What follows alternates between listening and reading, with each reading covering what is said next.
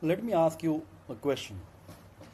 If someone stood in front of you and said, sign this document or face the consequences, and out of fear, you signed it, would that agreement really be your choice? More importantly, should the law enforce it?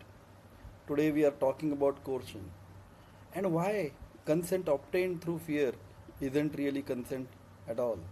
Hi, I am Prasad. And before we start, let me confess something.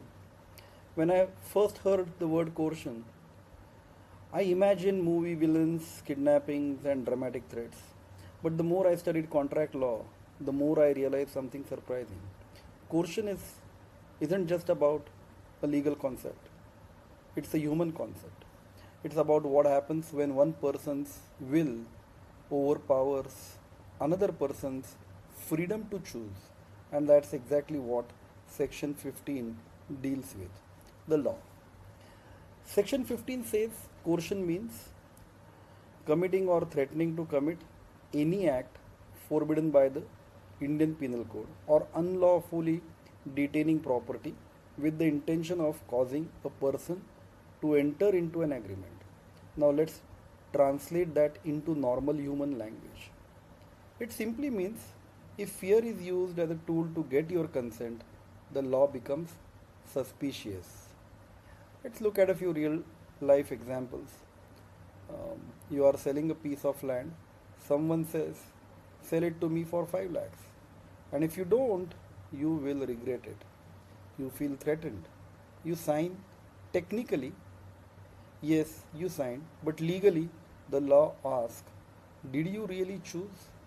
That's where coercion comes in. Famous case study Chikham Ammiraju versus Chikham Seshamma.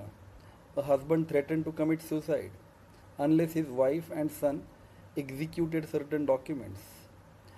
Now think about that. Nobody was physically attacked, nobody was kidnapped, yet the pressure was enormous.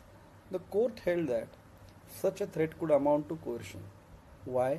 Because the law looks beyond the physical force. It looks at whether consent was obtained through fear. And why this topic matters? Think about daily life.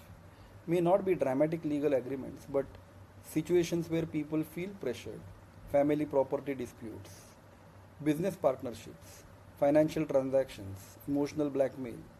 Contract law teaches us something profound. Consent must be free, not forced, not extracted, not manufactured through fear. I hope you found this to be an interesting concept.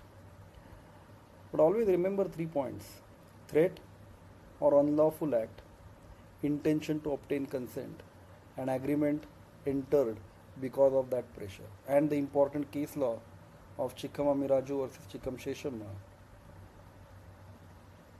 One thing I love about studying law is this: the law understands human nature.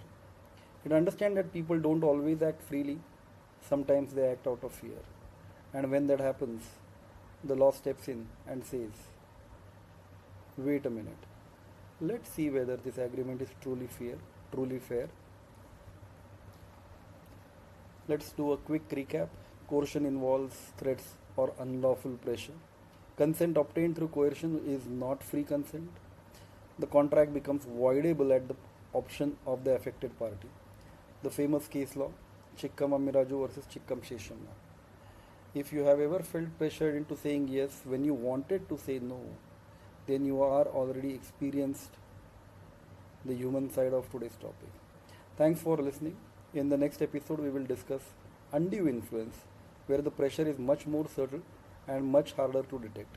Until then, keep learning, questioning, and remember, the law doesn't just ask whether you agreed, it asks whether you were truly free to agree. Thank you.